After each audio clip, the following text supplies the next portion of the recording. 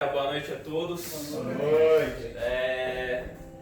Todo mundo sabe que a gente tem um canal no YouTube? Sim. Sim. Todo mundo está inscrito lá? Yes! Boa. A gente... Inscrito com o sininho e compartilhando aí. Boa, recebendo aí notificações que a gente está... Toda semana a gente grava a palavra e a gente também faz um podcast que na verdade é só um áudio. A gente grava um áudio da nossa reunião semanal e a gente posta lá. Se vocês puderem assistir, comentar, compartilhar, dar um like. No coraçãozinho. Fortalece aí para o canal crescer. Beleza?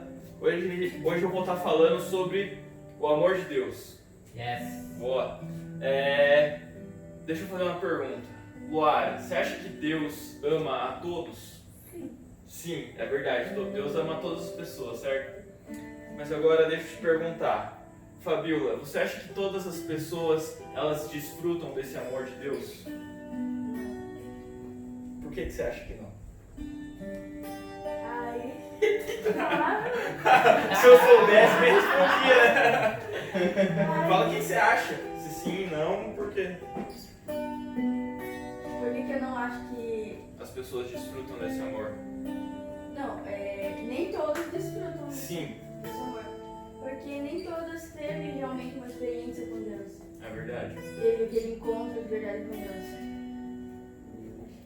É isso aí, mas é isso aí mesmo. É o seguinte, Deus ama a todas as pessoas, isso é um fato. E a gente já vai falar sobre isso. Mas para desfrutar o amor de alguém, para aceitar o amor de alguém, é uma decisão sua. Às vezes a gente vê aí, por exemplo, um filme romântico. O cara vai atrás da moça lá, talvez com um buquê de flores. É a opção... Não assista essas coisas, Você irmão. não assiste essas coisas, né? Mas digamos que ele faça isso. A moça pode aceitar aquilo ali ou não. Ele está demonstrando um amor por ela. Ela pode falar, eu gostei desse cara, vou aceitar. Senão, também não, deixa quieto. E a gente pode aceitar também o amor de Deus ou não. E agora a gente vai ver em João capítulo 3. Qual versículo vocês acham que eu vou falar? 16. Sobre o amor de Deus. 16. É verdade. Mateus 3,16. Alguém quer ler? Mateus, João? É João 3,16. Boa. Nem sei que eu falei Mateus. João 3,16. Você lê aí pra gente, Gil? Lê. Qual versão você quer que eu leia? Lê na que você tem aí, pode ser. Lê na que tá mais na mão aí pra nós. Na que tiver facião. Porque Deus amou o mundo tanto que deu o seu único filho, para que todo aquele que nele crê não morra, mas tenha a vida eterna. Obrigado. Se a gente vê esse versículo, fala que Deus amou o mundo de tal maneira. Isso é um fato, ponto. Deus amou o mundo muito. Ele ainda ama as pessoas. E o que ele fez para demonstrar esse amor? O versículo continua. Ele deu aquele que era mais importante na vida dele, o seu filho, Jesus. Sabe, às vezes a gente quer demonstrar amor para as pessoas que a gente ama, porque se a gente ama ela, a gente quer mostrar isso.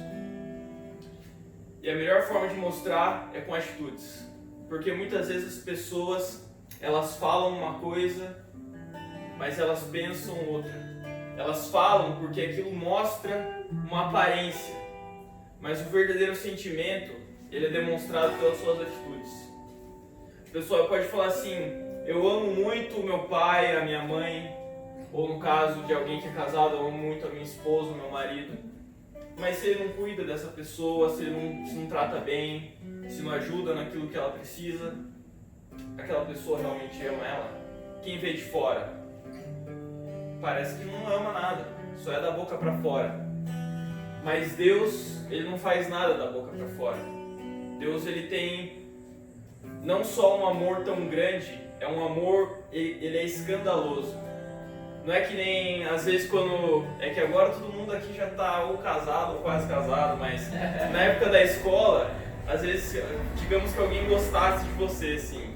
Aí, tipo, você é adolescente, você não consegue pegar os sinais. Porque, tipo, é muito sutil. Às vezes a pessoa gosta de você e você nunca sabe, né?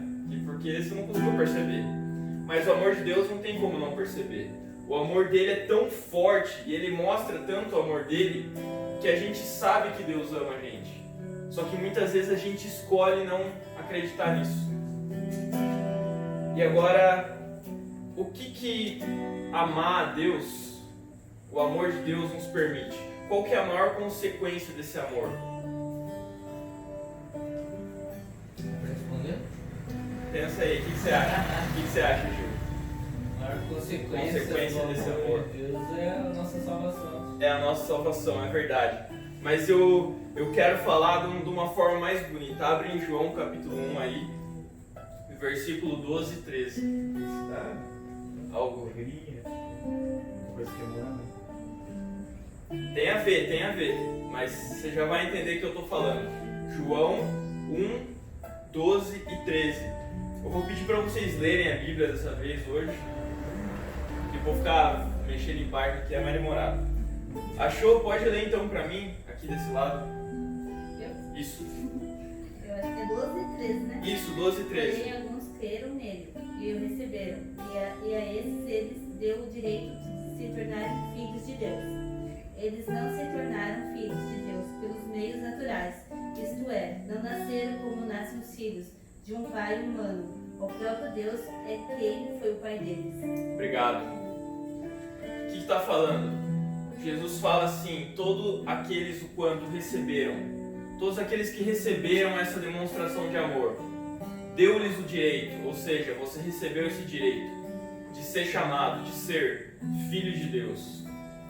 Ou seja, quando Deus demonstrou o amor por você, levando todos os seus pecados, levando todas as doenças, as condenações que a gente poderia ter, e colocou sobre Jesus, e Jesus levou tudo aquilo e nos libertou. Ele dá uma opção pra gente. Você pode fazer parte dessa família agora. Você pode ter essa relação de pai e filho comigo. E esse é o maior ponto. A gente pensa muitas vezes a salvação como algo que vai ser uma época aqui na terra e aí a salvação a gente vai ver lá no céu. Lá no céu, quando tudo acabar e a terra passar por todas as tribulações e a gente encontrar Jesus, aí então a salvação vai realmente se concretizar na minha vida. Mas a verdade é que a salvação, ela já começa a partir do momento que você recebe Deus na sua vida.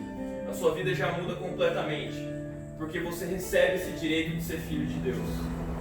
E quando você passa a ser parte da família de Deus, muitas coisas mudam.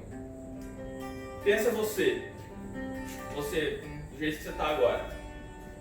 Imagina que chega uma notícia, nem sei como que isso pode acontecer, mas só imagina. Chega uma notícia que na verdade seus pais contam, olha filho, a gente tá meio sem jeito de falar, mas você é adotado. A sua família de verdade é de outro país e eles estão vindo conhecer você, os seus pais biológicos. E aí fala com eles tal, e fala, a partir de hoje você vai morar com eles porque eles são a sua família de verdade e tal. Daí você vai ficar triste, poxa, eu passei tanto tempo com meu pai, com a minha mãe, mas eu amo vocês e tal.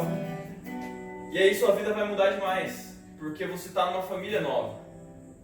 Eu imagino quando vocês casaram, eu digo com a Fabiola, vocês passaram a fazer parte da família, né? E aí começou a ir no Natal lá, assar carne, e tem que falar com o irmão da Fabiola, né? Com o cunhado, né? Mas tudo com muito amor, né, Gil? Tudo gente boa. Tudo gente boa, lógico. Tudo gente boa. Mas você passa a fazer parte da família, a sua vida muda. E a mesma coisa com Deus. Você entra na família de Deus, a sua vida muda. E ela muda, eu vou tratar em 3 formas como a sua vida muda. Quero que você abra em Romanos capítulo 8. Romanos 8, 15 ao 17. São 3 versículos que eu vou tratar com vocês. E esses 3 versículos eles vão meio que responder 3 grandes perguntas da nossa vida. Romanos 8, 15, 16 e 17. Primeiro vamos ler só o 15. Alguém que for ler, pode ler.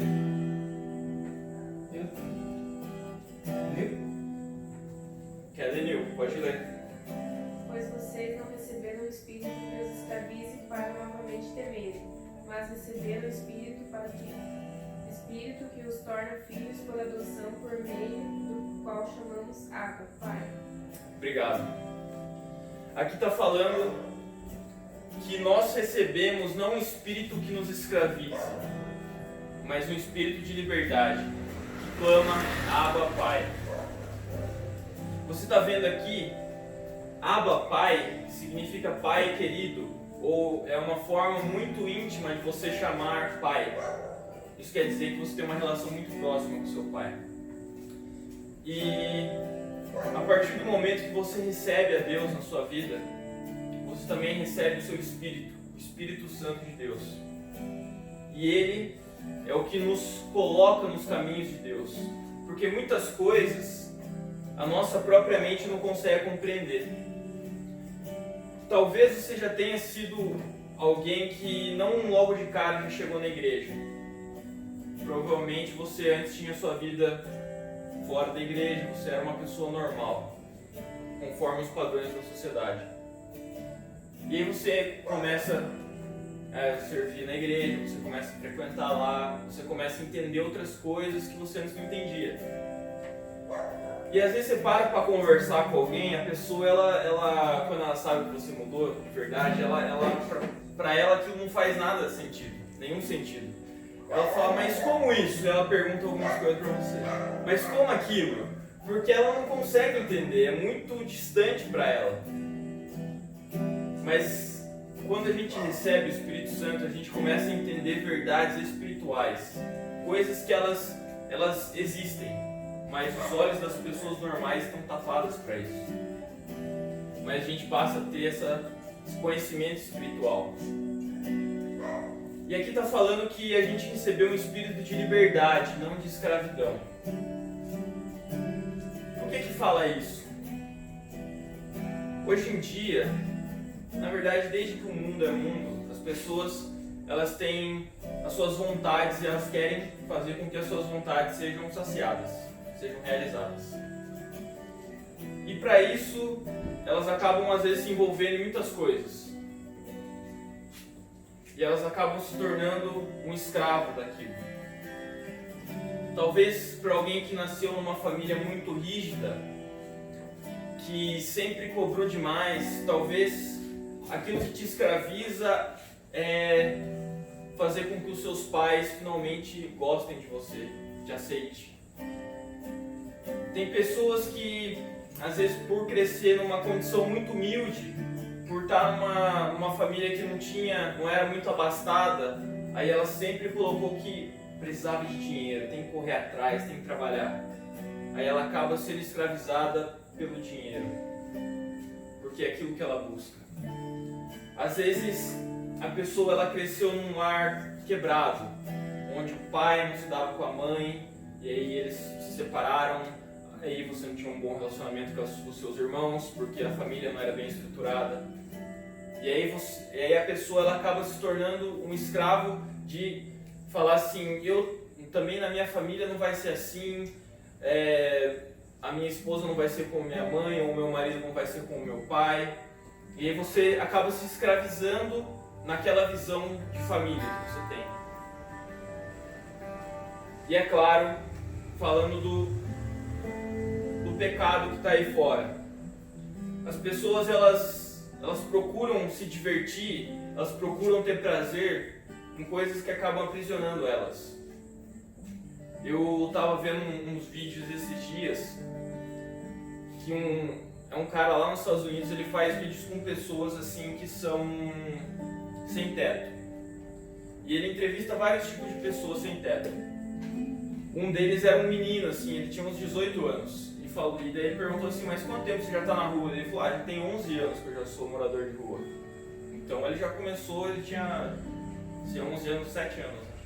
7 anos já na rua. Quantos anos ele tinha? 18. 18 anos já fazia 11 anos que ele estava na rua. Acostumado, né? Aí ele falou, daí o cara perguntou assim, mas por quê? Por que você está na rua já tem tanto tempo? Ele falou assim, que eu não tinha família, aí uma família me adotou, ele foi do orfanato para casa dessa família, mas essa família abusava muito dele. E ele já estava cansado de tudo que estava acontecendo. Ele falou: eu sei que se eu voltar pro orfanato, eu vou voltar a ser maltratado e eu não posso ficar com a minha família também. E uma vez que eu fugi da casa adotiva, eles não vão me colocar para adoção mais. Ele fugiu, foi para a rua. Esse menino teve escolha. Não teve família, foi pro orfanato. A família que adotou ele abusado. Então, tudo levou para ele estar naquela situação. Aí você vê outras pessoas. Tem até uma história famosa de um cara que ele tinha uma voz de rádio, assim, sabe? Chamava ele do homem da voz de ouro, que ele tinha uma voz muito de rádio, assim. E aí perguntaram para ele por que ele estava na rua, que ele era um cara que morava na rua. Ele falou assim: eu perdi tudo que eu tinha, perdi minha família, eu perdi meus amigos, filho, filha, para as drogas. Aquele homem, ele tinha muitas escolhas na vida dele, mas ele deu uma oportunidade para algo que era ruim, e ele acabou escravizado por aquilo. Porque se você pergunta para pessoas, claro que se perguntasse para ele: você queria ter a sua vida de volta? É claro que ele ia falar que sim. Ele estava lutando para ter aquilo. Ele falava: não, eu já estou há um ano sem usar nada e tal. Totalmente escravizado pelo mal, pelo pecado. E é isso que, quando a gente procura algo que vai realmente satisfazer o nosso coração fora de Deus, é isso que essas coisas fazem com a gente. Nos escravizam. E uma vez escravizado, só Deus para nos libertar. Porque é do nosso coração ter ali alguma coisa para suprir as nossas necessidades. A gente foi criado assim. A gente foi criado incompleto para ser completo em Deus. Então, eu sei que às vezes você fala assim: mas eu não estou nessa condição, eu não uso droga, eu não bebo, eu não faço nada, longe de mim. Mas às vezes é sutil essa escravidão. Às vezes a pessoa, ela coloca na mente dela que ela precisa de alguma coisa demais, preciso muito disso. E aquilo acaba te afastando de Deus. Então, eu dei diferentes exemplos aqui. Não fique pensando que esse tipo de escravidão é só qualquer coisa assim, super errada. Mas tudo aquilo que tira Deus do primeiro lugar da sua vida, isso está te escravizando. Agora vamos ler o versículo 16. Quem que vai ler o Romanos 8,16?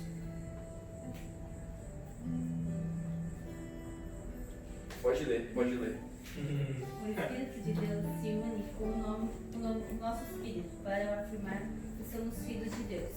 Obrigado. Algumas versões dizem assim: o Espírito testifica com o nosso Espírito, aí com letra minúscula, que nós somos filhos de Deus. Eu não sei você, assim, mas quando você faz uma coisa errada, você fala: nossa, será que Deus ainda me considera filho dele? É a mesma coisa que quando você faz uma bagunça super... Quando você era mais novo, assim, você fazia tudo numa bagunça na tua casa lá, e sua mãe chega assim e fala: vou pegar a cinta pra você. Aí você fala: ai, sai correndo, aí você apanha e chora. Aí você fala: nossa, será que minha mãe ainda me ama? Será que minha mãe... Daí você vai lá: ai mãe, perdão por tudo que eu fiz e tal. Aí você abraça e chora e volta a fazer bagunça no outro dia, né? Mas muitas vezes a gente acaba duvidando da nossa relação com Deus. E tipo, eu não vou falar assim que isso é uma coisa que nunca vai acabar. Porque a gente somos humanos e a característica de pessoas humanas é a inconstância. E muitas vezes a gente se encontra assim mal. A gente fala: eu já não sou como eu era antes. Parece que antes eu orava mais, parece que antes eu buscava mais, eu lia mais a Bíblia, parece que antes eu fazia mais. E hoje eu já não estou mais assim. Aí você fala: nossa, acho que Deus está decepcionado comigo. Aí você se sente até com menos direito de, por exemplo, chegar aqui, ou se você faz alguma coisa, chegar aqui e pregar, ou chegar e orar por alguém, ou a tocar, ou fazer qualquer coisa. Você se sente com menos direito de fazer aquilo. Mas a Bíblia acabou de falar pra gente que a todo momento o Espírito Santo que mora em nós, ele fala: você é filho de Deus, você é filho de Deus, você é filho de Deus. Às vezes a gente comete alguma coisa errada, mas fazer algo errado não é o que vai mudar a nossa relação, não vai acabar a nossa relação com Deus, mas é o compromisso, é o desejo de fazer, é a responsabilidade.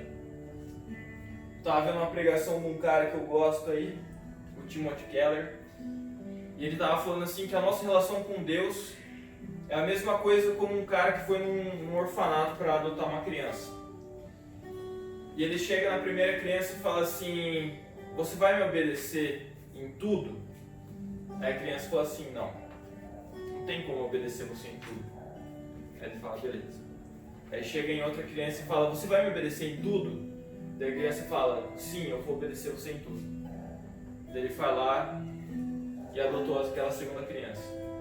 Mas aí alguém perguntou: viu, você é muito inocente de acreditar na criança, é claro que ela não vai obedecer você o tempo todo. Ela só falou isso para ser adotada.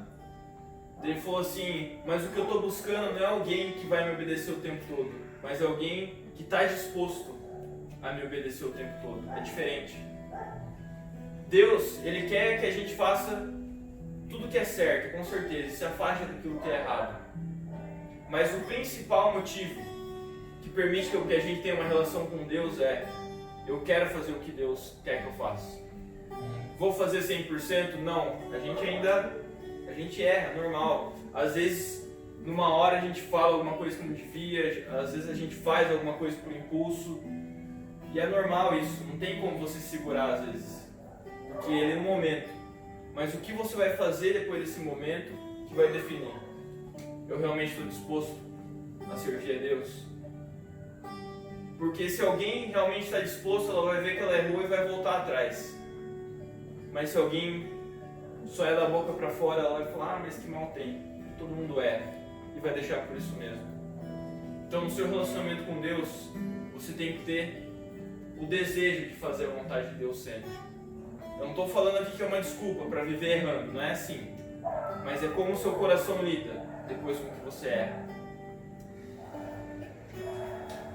Vamos partir para o terceiro ponto, que é o versículo 17. Leia o versículo 17, alguém. Se somos filhos, então somos herdeiros, herdeiros de Deus e co-herdeiros com Cristo. Se de fato participamos dos seus sofrimentos, para que também participamos da sua glória. Obrigado.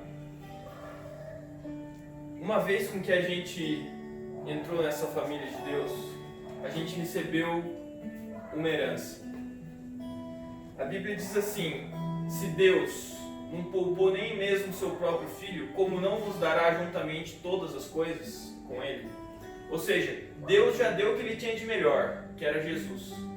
Qualquer outra coisa que você pedir, Deus vai dar com prazer, porque Ele não mediu esforços para ter você. Imagina que, sei lá, que você tem um marido rico assim, ou uma esposa rica, se você for homem, e ela faz todos os seus gostos.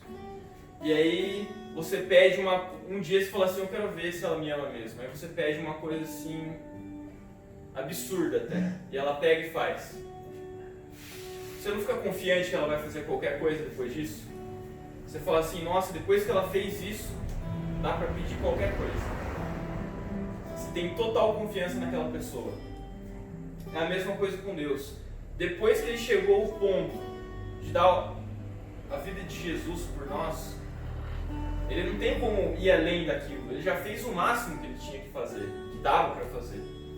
Então, às vezes a gente fala: será que Deus realmente quer me ajudar? Daí você pede alguma coisa e parece que não vem e demora.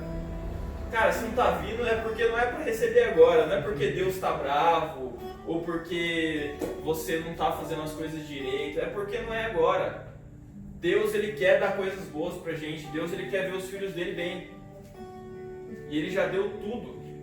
Como Ele não vai dar uma coisinha mínima que você está pedindo? Agora, eu queria passar para o último ponto.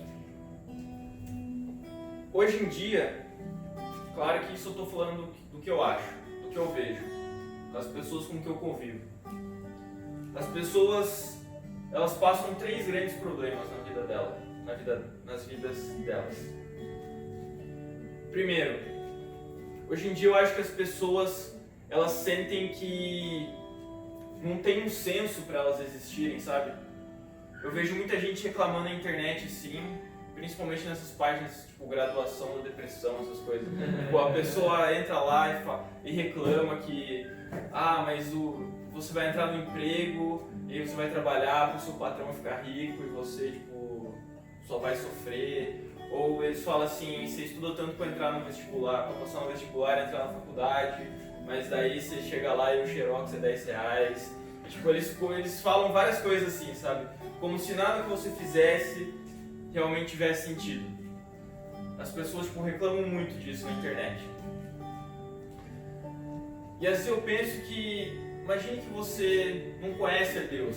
Você fala assim, se você parar para pensar mesmo, parece que a vida é assim. Porque você nasce, passa sua infância, entra na escola, daí sai da escola ou começa a trabalhar ou vai para a faculdade, aí forma uma família, aposenta e morre. Se parar para pensar assim, qual que é o fundo de tudo isso?